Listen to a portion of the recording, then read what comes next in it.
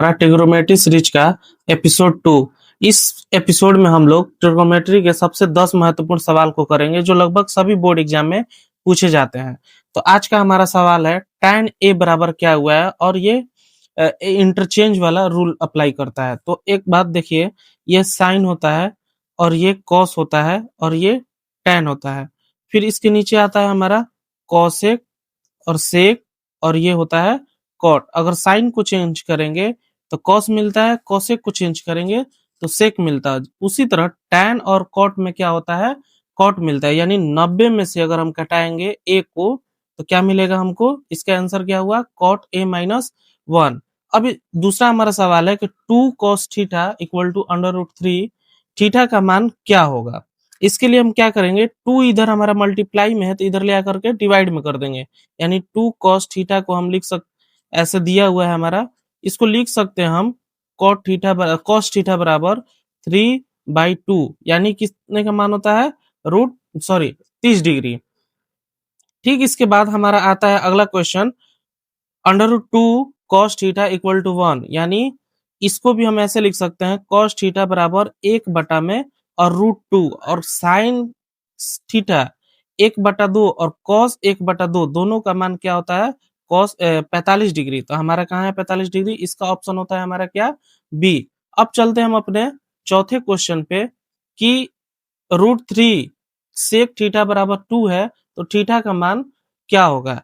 इसके लिए इसको भी हम क्या लिख सकते हैं, सेक थीटा बराबर क्या, 2/√3, यानी इसको पलट देंगे तो इसका भी वैल्यू क्या आएगा, 30 डिग्री। इसका वैल्यू क्या आएगा हमारा, 30 डिग्री। यानी चौथे का हमारा आंसर क्या होगा, बी, सेक थीटा बराबर क्या होता है, 2/√3।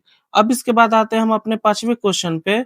इसमें जो पाई का मान दिया हुआ है, इसको हम पाई बोलते हैं, ये पाई बराबर होता है 180 डिग्री।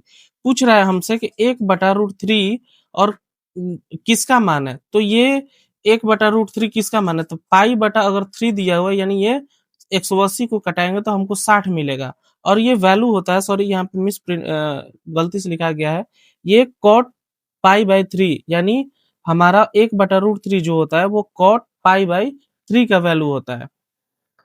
आज का हमारा अगला क्वेश्चन है कि √2 किसका वैल्यू है।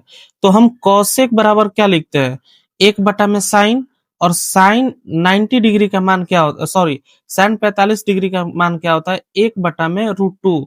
जैसे इसको यहाँ वैल्यू रखेंगे तो ये पलट के हमको क्या देगा, √2, यानी सेक कितने का, 45 डिग्री। यहाँ पे क्या है, यानी ये हमारा डी ऑप्शन हो गया।